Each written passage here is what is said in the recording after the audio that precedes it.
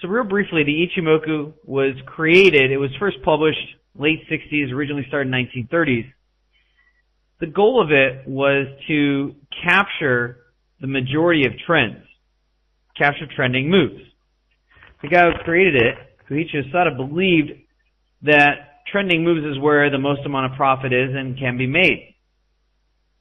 And so he comes from a culture in Japan which is tend to be very patient, more concerned with efficiency, so they would rather trade less and get more profit per trade and have higher accuracy than trade more in lieu of having more trades, less accuracy to try and reach the same goal.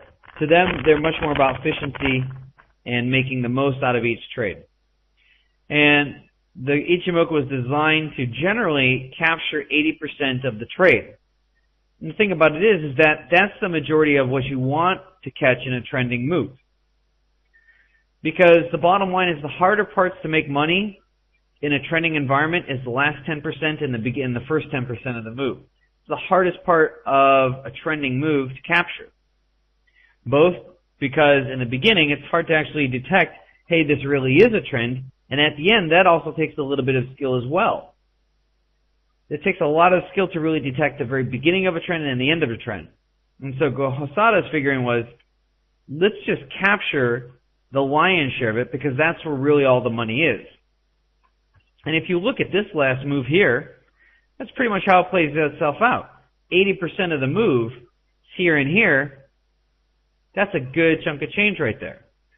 That's really, that's a little bit easier to make money inside this area than it is to make money inside here or inside here.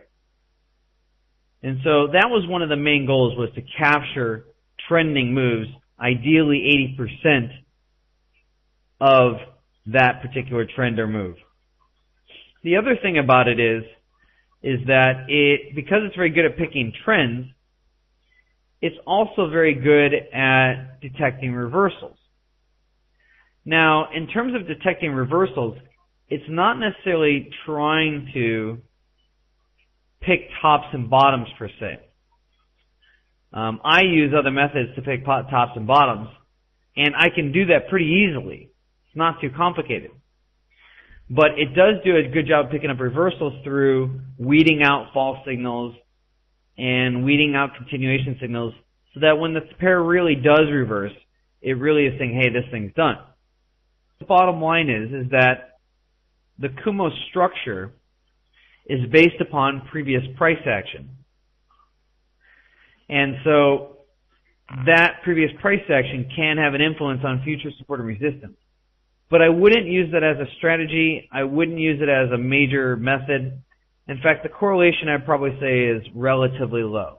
But it can happen from time to time, which is probably why you're noticing it.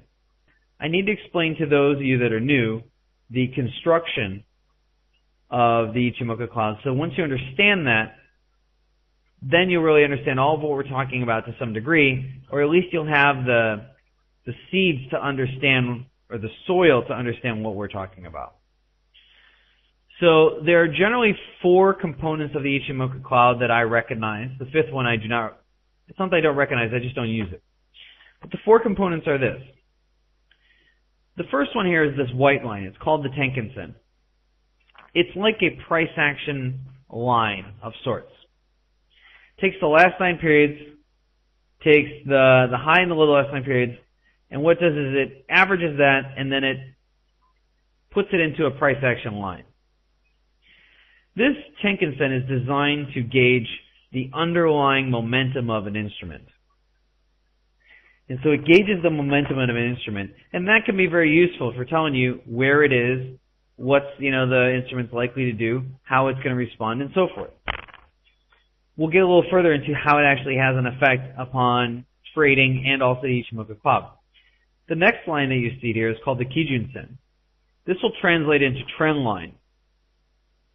And this is designed, as pretty much it says, it's designed to gauge the overall trend of the instrument. It's designed to tell you where the trend is, if it's contained or not contained. If it's flat, if it's climbing, if it's falling. That's what it's designed to do as a general gauge. Now that you understand those two, we can start to get into the Kumo itself, which is to me the most unique part of the Ichimoku cloud. This Kumo is the cloud, but it has two components here. The first part is this white line here. This white line is really, you take the red line and you take the white line, you divide it in half, shoot 26 time periods ahead, and it creates that value over there. So that's the white line over here, which has crossed down.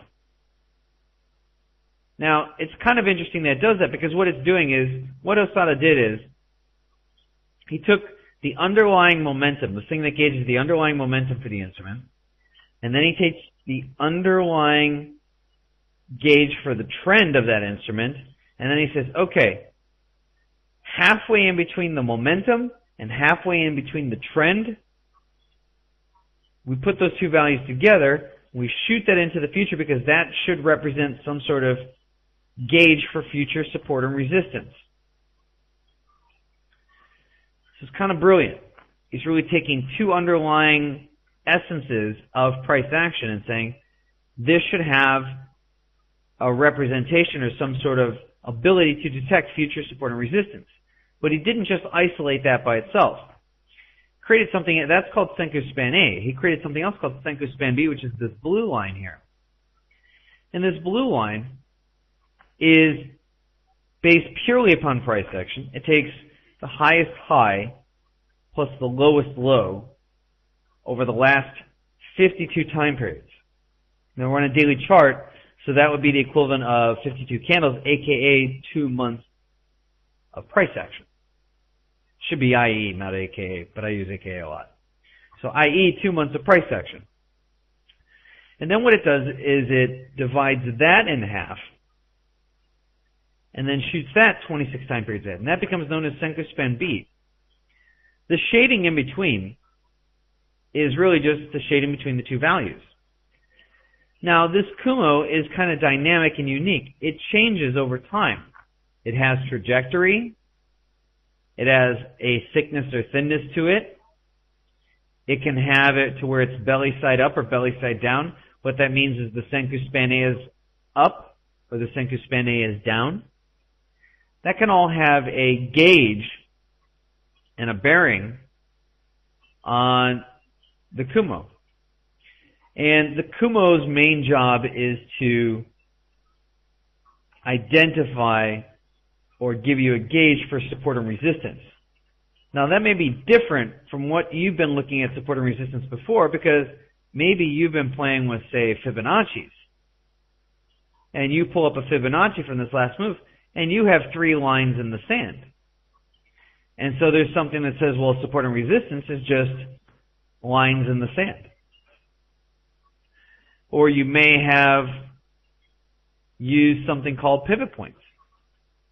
And you see these pivot points are horizontal lines. And they have the same approach to support and resistance. Support and resistance is based on lines in the sand. That is a Western concept. And so that is a Western view.